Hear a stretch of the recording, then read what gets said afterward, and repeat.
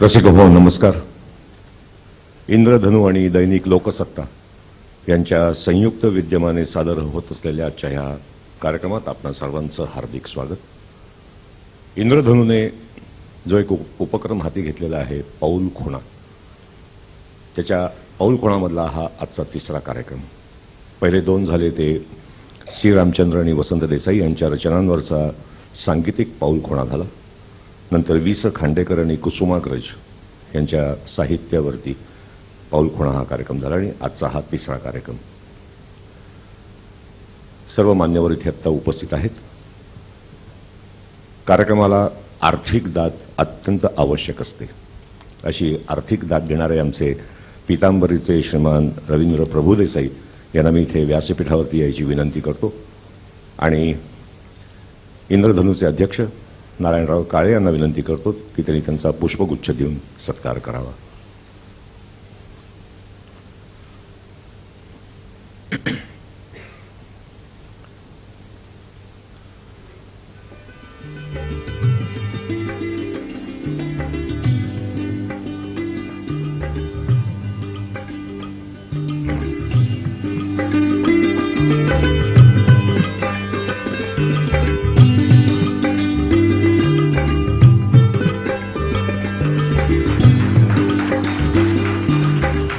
धन्यवाद. प्रभुदेसाईंबद्दल मला नेहमी एक कौतुक वाटतं की त्यांच्या पितांबरी पावडरप्रमाणेच ते सुद्धा नेहमी लखलखीत असतात. कधीही पडका चेहरा करून मी त्यांना कधी बसलेलं बघितलेलं नाही. नेहमी हसतमुख असलेला माणूस. आज इथे बरेच ज्येष्ठ मंडळी इथे आलेली आहेत. ठाण्याचे चीफ फायर ऑफिसर इथे आलेले आहेत श्रीमान विजय वैद्य. त्यांना मी इथे व्यासपीठावरती यायची विनंती करतो आणि प्रभुदेसाई साहेबांना सुद्धा इथे यायची परत विनंती करतो. ठाण्याचे चीफ फायर ऑफिसर श्रीमान विजय वैद्य इथे आलेले आहेत. दुसरं एक मोठं व्यक्तिमत्व इथे बसलेलं आहे ते म्हणजे आर्किटेक्ट शशिकांत देशमुख. त्यांना मी इथे व्यासपीठावरती यायची विनंती करतो. श्रीमान शशिकांत देशमुख आणि श्रीमान विजय वैद्य यांनी व्यासपीठावरती येऊन आमच्या सत्काराचा स्वीकार करावा.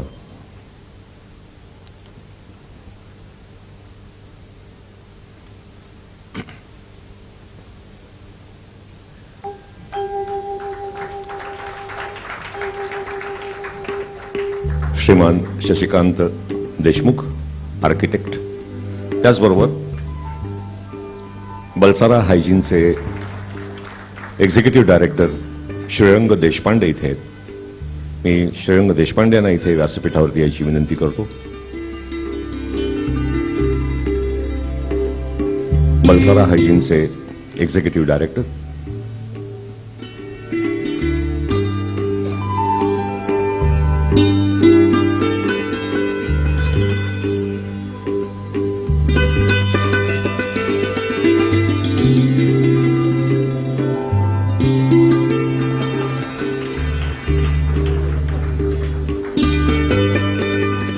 धन्यवाद. आणि आता आजच्या कार्यक्रमाच्या पहिल्या सत्राकडे मी वळतो. ज्येष्ठ क्रिकेटर्स आता इथे उपस्थित आहेत. ज्यांच्या नावावरती जास्तीत जास्त निर्धाव षटकं टाकण्याचा विक्रम आहे असे ज्येष्ठ गोलंदाज बापू नाडकर्णी यांना मी व्यासपीठावरती यायची विनंती करतो.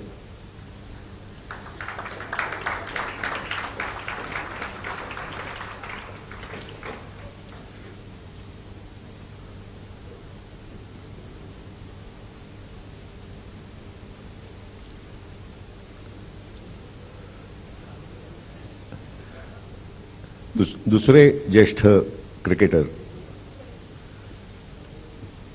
ज्यांच्या क्लबमध्ये सुनील गावस्करनी क्रिकेटचे धडे घेतले अशा दादर युनियन या संस्थेचे अध्वर्यू श्रीमंत वासू परांजपे.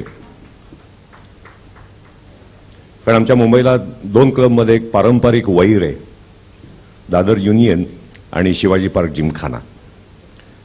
ते क्रिकेटमधलं वैर अत्यंत मनापासून जपणारे असे वासू परांजपे. तिसरे क्रिकेटर एकनाथ सोलकर, ज्यांचे कॅचेस म्हणजे व्हिज्युअल पोएम होती असे एकनाथ सोलकर.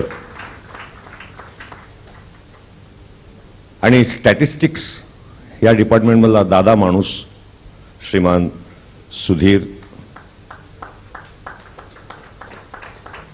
सुधीर वैद्य यांना मी इथे याची विनंती करतो. कर्मधर्म संयोगाने आज हे तिघही क्रिकेटर्स डावखोरे आहेत. तिघेही जण कर्मधर्म संयोगाने, परंतु त्यांचा उजवा हात असलेला व्यासपीठावरचा आमचा पप्पू संसगिरी, आम्ही प्रेमाने त्याला पप्पू कोण हाक मारतो, द्वारकानाथ संसगिरी.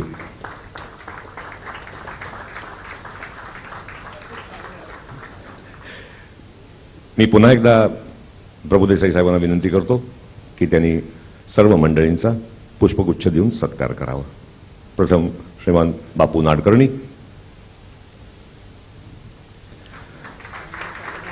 त्यानंतर वासू परांजपे,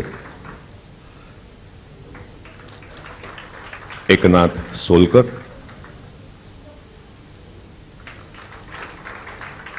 सुधीर वैद्य आणि द्वारकानाथ संसगिरी.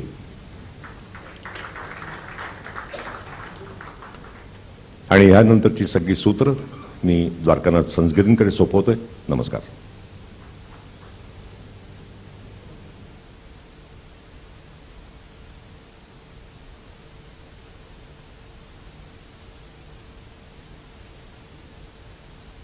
लिमिटेड ओव्हरची मॅच असल्यामुळे आणि माझ्याकडे 4 चांगले खंदे फलंदाज असल्यामुळे मी फारसा वेळ कशात घालवत नाहीये. फक्त एक थोडक्यात ह्या चौघांची ओळख करून देतोय. सुरुवात ज्येष्ठ क्रिकेटपटूंपासून करावी असं वाटतं मला. बापू नाडकर्णी, खरं म्हणजे त्यांच्याबद्दल मी तुम्हाला काही सांगायची गरज नाही आहे. माझी पिढी त्यांना मेडन स्पेशालिस्ट म्हणून ओळखते. 27 षटकं त्यांनी सतत निर्धाव टाकली.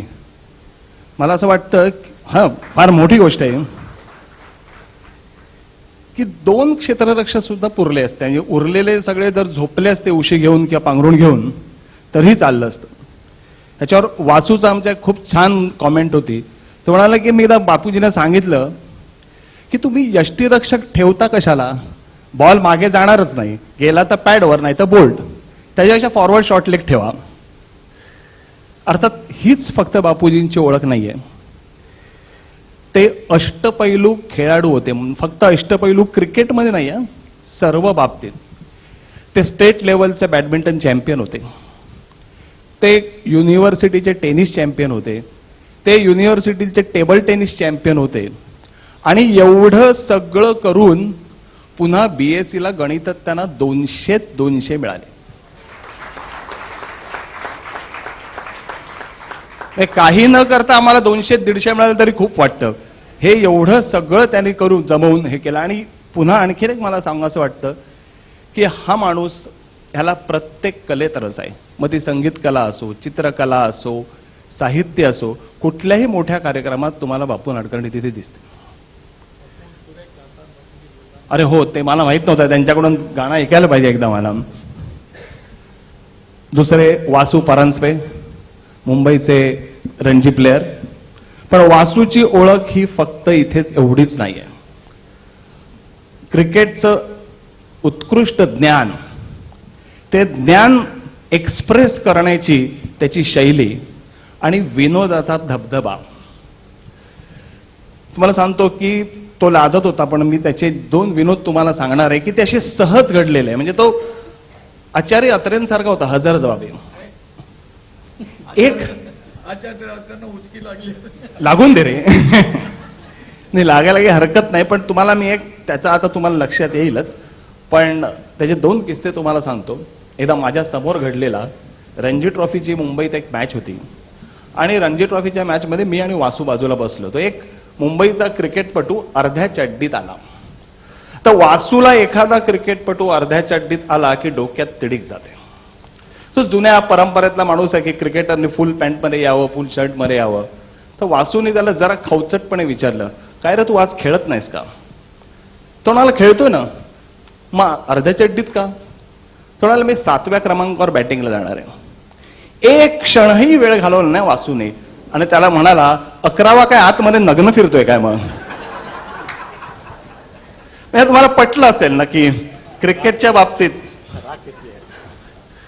आणखीन एक गंमत सांगतो, इथे पुणेकर आहेत की नाही मला कल्पना नाही, पण एकदा पुण्याला वासू गेला होता आणि त्या लक्ष्मी रोडवर तुम्हाला माहिती आहेत की वरती असे ट्रॅफिक लाईट्स आहेत. वासूने एकदा ट्रॅफिक लाईट तोडला हे त्याला कधीच कळलं नाही. त्याला पोलिसांनी अडवला आणि ते विचारलं की लायसन्स? हा म्हणाला लायसन्स? कसलं लायसन्स? तो म्हणाला की तुम्ही सिग्नल मोडलाय. वासूने विचारलं आहे कुठे सिग्नल? त्याने असं दाखवला, तो बघा वरती. वासून त्या सिग्नलकडे पाहिलं आणि पोलिसांना म्हणाला थोडा वरती लावा, विमानं थांबतील. तर त्यामुळे आता आणखीन मी त्याची काही ओळख करून देत नाही, फक्त एकच तुमच्या लक्षात येईल की आयुष्यात त्याचं 2 गोष्टींवर प्रेम होतं, एक लता मंगेशकर आणि एक क्रिकेट. लता मंगेशकर आणि क्रिकेट नसतं तर वासूने काय केलं असतं, माझ्यापुढे प्रश्न आहे. जेव्हा वासू बोलतो तेव्हा आम्ही फक्त ऐकत असतो. मी अशी कधीही वेळेत नाही की आम्ही बोलतोय आणि वासू ऐकतोय. वासू बोलतो, आम्ही ऐकतो. एकच मला इन्सिडेंट आठवतो, वासूला आठवत असेल की एक माधव मोहोळकर म्हणून संगीतातले उत्कृष्ट लेखक एकदा आमच्याकडे आले होते आणि आम्ही वासूच्या गच्चीवर बसलो होतो. तो एकच क्षण की माधव कुठंच आपल्या माधव मोहोळकर बोलत होते आणि वासू ऐकत होता. एकनाथ सोलकरांची तर मला ओळख करून द्यायची गरजच नाहीये. म्हणजे आजच्या युगात असते तर आज जॉन्टी रोड हा सुपरस्टार झाला, एकनाथ सुद्धा आज असता तर सुपरस्टार झाला असता. म्हणजे फॉरवर्ड शॉर्ट लेगला खरं तर एकनाथ सोलकरचं नाव द्यायला काही हरकत नाही असं मला वाटतं. जे नसलेले झेल घेतले, म्हणजे असलेले हल्ली घेत नाहीत, हा नसलेले घ्यायचा. ते पण हेल्मेट नाही, शिनपॅड नाही, काही नाही, असाच्या असा नुसता उभं राहून झेल घ्यायचा. चिवट फलंदाज. म्हणजे आपण 71 साली जी सिरीज जिंकलो वेस्ट इंडिजच्या विरुद्ध, त्यात ह्याचा वाटा सुद्धा खूप मोठा होता. त्याची आणि सरदेसाईची भागीदारी 2 टेस्टमध्ये झाली, त्यामुळे आपल्याला पुढे जाण्यासाठी एक चांगली संधी मिळाली. तर असे एकनाथ सोलकर आणि माझ्या बाजूचे वैद्य साहेब, त्यांची काही मी ओळख करून द्यायची गरज नाही आहे, पण ही आमच्यासाठी एक द्रौपदीची थाळी आहे. काही मागितलं की ते तात्काळ सांगू शकतात.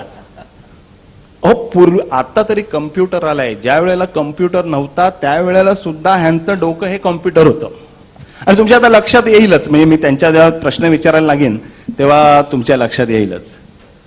आता आपला जो विषय होता की पाऊल खुणा आणि मराठी खेळाडूंच्या पाऊल खुणा, तर एक अतिशय इंटरेस्टिंग गोष्ट मी तुम्हाला सांगतो की मला असं सतत वाटत होतं की मराठी क्रिकेटपटूंनी जेवढी शतकं केलेली आहेत ती एकत्र घेतली आणि इतरांची घेतली तर ती कदाचित सारखी येतील, किंवा मराठी क्रिकेटपटूंनी केलेल्या रन्स आणि इतरांच्या रन्स ह्यात पण फारसा फरक असणार नाही.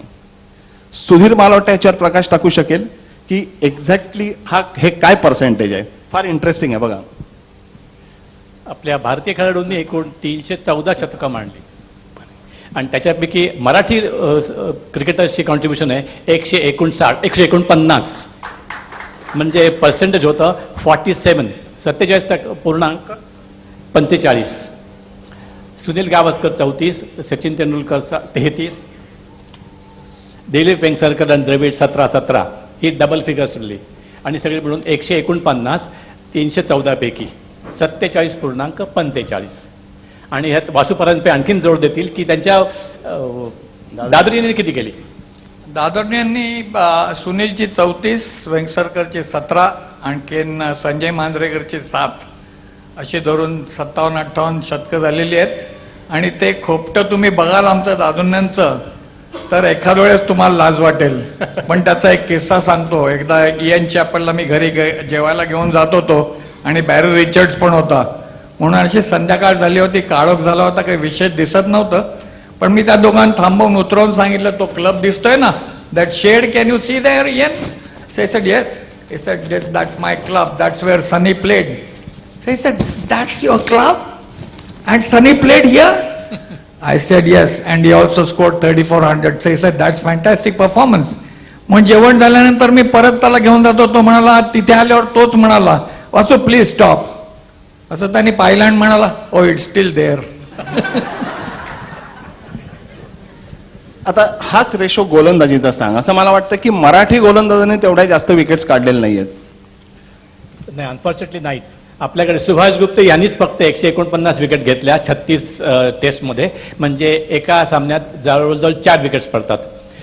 पण त्यांचं टोटल बघितली तर भारताने 5068 विकेट्स घेतल्या एकूण, आणि त्यातल्या मराठी गोलंदाजांनी फक्त 736 घेतल्या, म्हणजे जेमतेम 14.52%. बापूजी, असं का, म्हणजे एवढं काय विषम असायचं काय कारण आहे? का सगळ्या मराठी लोकांना वाटतं की आपण बॅट्समन व्हावं? नाही, असं नाही आहे. स्पष्टच बोलायचं तर त्यावेळेला फिल्डिंग करणं हे डिपार्टमेंट नाही आहे क्रिकेटमध्ये. असंच होतं की बॉलला सहसा शिवायचं नाही, थांबला तर उचलायचा आणि द्यायचा. नाही, हे स्वतः बघितलेलं आहे मंडळी, म्हणून सांगतो. मी क्रिकेट खूप पाहिलं, खेळलो फार थोडा. त्यावेळेचे क्षेत्ररक्षक, मला कोणाविषयी नाव घेऊन सांगायचं नाही, पण ती पद्धत होती. क्रिकेट म्हणजे बॅटिंग किंवा बॉलिंग ही दोनच डिपार्टमेंट. मुंबईत बापूजी, मुंबईत फक्त बॅटिंग. नाही, खरोखर मुंबईत बॅटिंग. कारण विजय मर्चंट फर्स्ट क्लिप, तिथे बाजूला विजय हजारे असे उभे राहायचे आणि बॉल म्हणणं गेला की एकमेकाला बघायचे. बॉल बाउंड्रीला असायचा. वासू, नेहरा मला वाटतं तुमच्या काळात शोभला असतं, त्या फिट झाला असता, पण त्याला चान्स मिळणं कठीण होतं थोडं. त्यामुळे काय झालं की क्रिकेटचा दृष्टिकोन फक्त त्या दोन डिपार्टमेंटवर राहिला, गोलंदाजी आणि फलंदाजी. हे मुख्य कारण आहे. त्याच्यामुळे ज्या विकेट्स मिळायला पाहिजे बॉलर्सला, त्या प्रत्येक वेळेला बोल्ड आउटच माणूस होईल असं नाही मंडळी. नाही बाबू, मला पण त्याच्यात एक थोडीशी ऍड करावं असं वाटतं. बॅटिंग आहे ना पप्पू, ह्याच्यासारखी मतलबी गोष्ट जगात दुसरी नाही. आणि bowling is a lot of hard work. ते कोण करणार? काय जरूर आहे का त्याच्यापेक्षा बॅटिंग केलेली बरी? This is one simple solution to it. Eknath, तुझं काय, तू ऑलराऊंडर होतास बापूजींसारखा. हो, मला आठवतो 1959चा दिल्लीचा सामना, तिथे कर्णधार टायगर पटोडी होते, आणि तो सामना खेळत असताना ऑस्ट्रेलिया विरुद्धचा सामना, बिल लॉरेची टीम, इयन चॅपल वगैरे, डग वॉल्टर्स सारखे महान फलंदाज त्या संघात होते. आणि आठवतं की व्यंकटराघवनने गोलंदाजी सुरुवात केली आणि स्पिन करायला, पण तो जास्त त्याची बॉल वळत नव्हते. नंतर मग प्रसन्नाला गोलंदाजी दिली गेली आणि जास्तीत जास्त बॉल वळत होते. पण त्यावेळेला प्रसन्नला तिथे एक फिल्डर पाहिजे होता. बॅट्समन सगळे, डग वॉल्टर्स काय, इयन चॅपल काय, की पुढे बॅट खेळून बॉल त्या समोरच्या जागेवर पडत होता. परंतु तिथे फिल्डर एकही क्षेत्ररक्षक नव्हता, आणि त्याला ती पाहिजे होती जागा, कोणतरी क्षेत्ररक्षक तिथे हवा होता. म्हणून त्यांनी पतौडीला सांगितलं की मला एक फिल्डर तिथे पाहिजे. तर पतौडीनी मग विचारलं, वाडेकरला विचारलं, फर्स्ट स्लिपमध्ये होता त्याला, अजित तू जाशील का तिकडे? अजित म्हणतो नाही, मी स्लिपमध्ये ठीक आहे. व्यंकटराघवनला विचारलं, तू तिकडे जाऊन फिल्डिंग कर फॉरवर्ड शॉर्ट लेगला. तो म्हणतो नाही, मी गलीमध्ये चांगला आहे. आबिद अली होता, आबिद अलीला विचारलं, तो म्हणतो नाही ठीक आहे, मी बॅकवर्ड शॉर्ट लेग आहे तिथे, आय एम ऑल राईट. आता कोण राहणार, कोण त्याला फिल्डर तर पाहिजे प्रसन्नाला. तर मधली वेळ झाली, ड्रिंक्स टाईम आलं, तर मी सर पतौडीकडे गेलो. सर, वो जगह पे मैं खड़ा रह सकता हूँ क्या? अरे जा बेटे जा, जल्दी जा.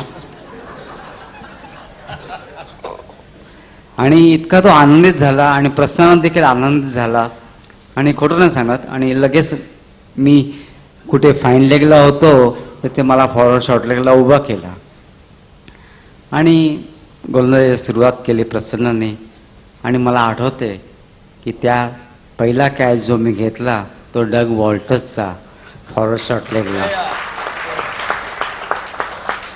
आणि तेव्हापासून मला दुसऱ्या कुठल्याही जागेवर पतौडीने ठेवलं नाही. ती जागा, क्या देखता है क्या मेरे पास, जाके वहाँ खडा रह जा बस.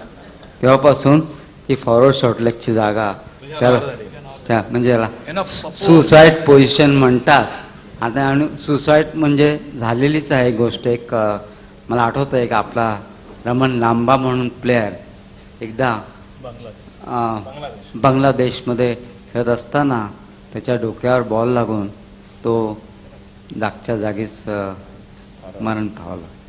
तर मी म्हणतो एके त्या तुझ्या कॅचेस नंतर ते मी सोळकर फॉरवर्ड शॉर्टलेगचा राजा हे गाणं त्याच्यावरती बसवलं होतं. ते पुढचे 3-4 कडवी तुला जाताना सांगेन. तेव्हापासून एकनाथ सोलकरनी एक वर्ल्ड रेकॉर्ड केलाय, तो म्हणजे 27 टेस्टमध्ये 53 कॅचेस, म्हणजेच एका टेस्टला 2 कॅचेस, असा रेकॉर्ड सिमच्या नावा देखील नाहीये. तुला हेल्मेट वगैरे घालावं असं वाटलं नाही का रे? नाही काही सुनील एकदा मला म्हणाला की अरे ह्याच्या डोक्यात काही मेंदूच नाही आहे, तर त्यामुळे त्याला काय आहे की काय की कशाला भीती वाटेल. आणि मी तुम्हाला एक किस्सा सांगतो. 1976 साली आपली इंडियन टीम न्यूझीलंड आणि वेस्ट इंडिजला गेली होती. आमचा न्यूझीलंडचा दौरा आम्ही डायरेक्ट संपून वेस्ट इंडिजला गेलो आणि पहिलीच मॅच आयर्लंड बरोबर होती, लिव्हर आयर्लंड बरोबर. त्यावेळेला शिलिंगफर्ड, सुनील गावस्कर, ॲक्च्युली बेदी कर्णधार होते, सुनील व्यंकटराघवन व्हाईस कॅप्टन, आणि सुनील गावस्कर काही कारणास्तव न्यूयॉर्कमध्ये थांबले होते. आणि त्यांना कळलं की आमची मॅच आहे. व्यंकटराघवन कॅप्टन होता आणि शेवटच्या 6 ओव्हर्स होत्या, मॅन्डेटरी ओव्हर चालू होती आणि व्यंकटराघवन गोलंदाजी करत होता. शिलिंगफर्ड म्हणून बॅट्समन होता. तिकडे शिलिंगफर्ड 2 झाले, एक मीडियम पेसर होता आणि एक बॅट्समन. हा शिलिंगफर्ड बॅट्समन बॅटिंग करत असताना मी त्याला व्यंकटला म्हणालो, अरे व्यंकट आता काय आता मॅचमध्ये काय दम नाही, you are bowling donkey drops, so I will field anyway. No you go and stand there. तो स्वतःला म्हणजे काय व्यंकटराघवन समोर डोकं म्हणजे मी आहे काय कर्णधार आहे, तू जाऊन तिथेच उभा राहा. आणि त्यांनी एक डॉंकी ड्रॉप बॉल टाकला, चेंडू टाकला आणि शिलिंगफर्डने पुल केला. तर माझी म्हणजे असं असताना मी असं झालो आणि चेंडू लागून बॉल मिड ऑफला गेला आणि प्रसन्नाने झेल घेतला आणि बॅट्समन आउट. आणि त्यावेळेला बिकॉज हेल्मेट नव्हता म्हणून बॅट्समन आउट झाला. जर हेल्मेट असता तर बॅट्समन नॉट आउट होता. आणि 24 तास मला ऑब्झर्वेशनसाठी पाठवलं हॉस्पिटलमध्ये, तर काही नव्हतं. म्हणजे तर सुनीलला नंतर आल्यानंतर कळलं की अरे सुनील बोलला आणि तो हसायला लागला, एकीला काय होणार आहे, आतमध्ये काहीच नाही, ब्रेन नाही आहे. तर नाही तर ब्रेन नसता तर तो तिथे उभा राहिला असता का. ते बरोबर आहे ते की तो काय बोलला माहिती, तू आल्यानंतर की आता तू जरा जास्त इंटेलिजंट झालायस. वासू आत्ता त्याने असं म्हटलं की हेल्मेट मेंदू नव्हता म्हणून हेल्मेट घालत नव्हतो. हेल्मेट घालणाऱ्या लोकांच्या डोक्यात मेंदू आहे असं वाटतं का रे तुला आजच्या क्रिकेटर्स बघून? पप्पू काय हेल्मेट घालायच्या आधी आणि हेल्मेट घातल्यानंतर म्हणजे मी तुला एक साधारण थोडस अनालिसिस सांगतोय. हेल्मेट यायच्या आधी लोकांना कमी बॉल डोक्यावर लागायचे because they allowed their technique to operate more. आता काय हेल्मेट आहे, लागलं तर काय होणार आहे, एक निष्काळजीपणा निर्माण झालाय. And that is one reason why many people get hurt on the head now. बरोबर. बापूजी, आता हेल्मेटचा विषय निघाल्यानंतर तुम्हाला विचारतो की ट्रुमनने तुम्हाला 59 साली बॉलिंग टाकली होती. हा, आणि मला वाटतं 56 साली आधी कुठल्या तरी एका मॅच मध्ये बेंगॉल सिरीज तेव्हा तुम्हाला पूर्णपणे शेकून टाकलं त्याने आणि सांगितलं की next time when you see me put on some flesh. तेव्हापासून तुमच्या अंगावर मास्क काय चढलेलं बघितलेलं नाहीये मी.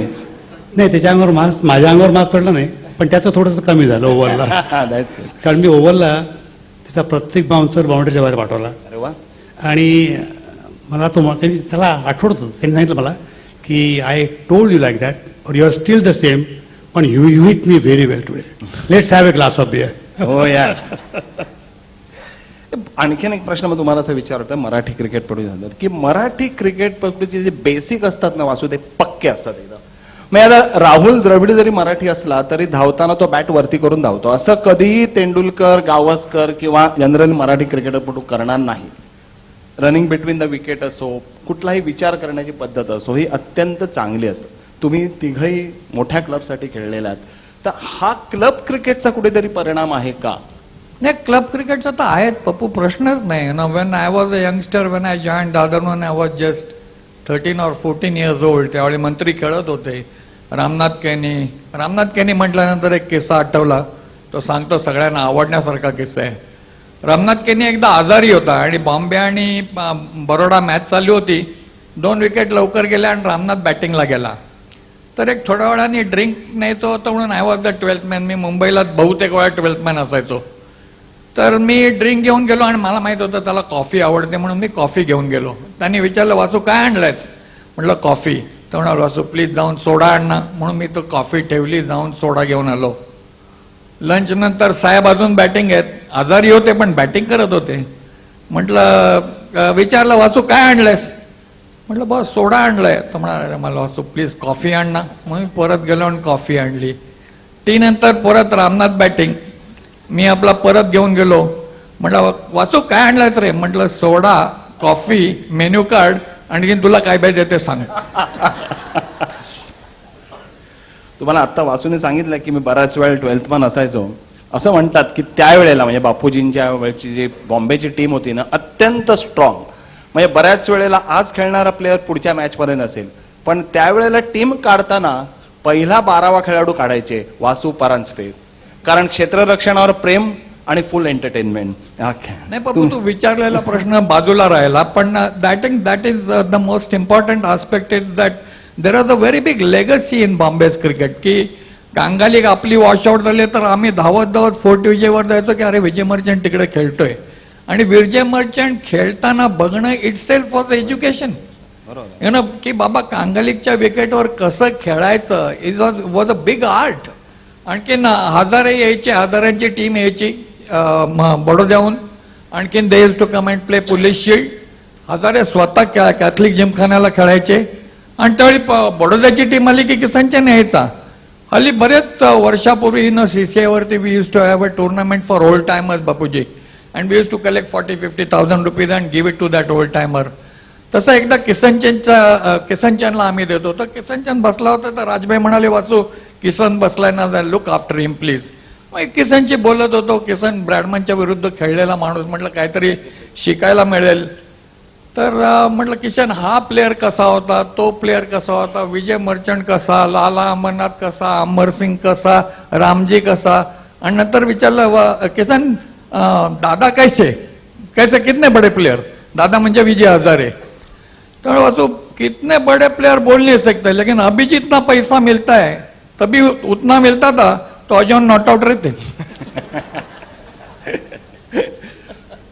बापूजी बापूजी, याच्यात पैशाचा प्रश्न नाही आहे. The concentration behind it, that's what I want to impress upon. तुम्हाला याच्यात काही वासूच्या याच्यात कुठे ऍड करायचं आहे? हजारांबद्दल नाही, बाकी हे नाही, म्हणजे काय आहे की- फायनर पॉइंट्स. दृष्टिकोन हा वेगळा होता त्यावेळा. बाबूजी, आणि किसनचंद हा एक वल्ली प्राणी होती. म्हणजे अगदी व्यक्तिमत्व फार वेगळं होतं. म्हणजे मी तर म्हणून वासूपेक्षा जास्ती वरचढ, कारण किशनला मी जास्ती पाहिला वासूपेक्षा. आणि किशन मिमिक्री फार छान करायचा, सगळ्यांची सुंदर करायचा. स्वतः एक अत्यंत उत्कृष्ट फलंदाज. त्याला जेवढ्या संधी मिळायला पाहिजे होत्या तेवढ्या मिळाल्या नाहीत. त्याच्यावर एक किस्सा सांगतो. कॉमनवेल्थ फर्स्टली आली ती 49-50ची मला वाटतं. आणि Kishenchand was nowhere near after the 48 tour of Australia. तो बोले, अरे बापू यार क्या मज़ा आता है नहीं अपना क्रिकेट का 11 का, ये तो लॉटरी हो जाता है कभी कभी. मैं कल गया था यार, सवेरे बाथरूम में सब पेपर पढ़ा तो मेरा नाम निकल आया.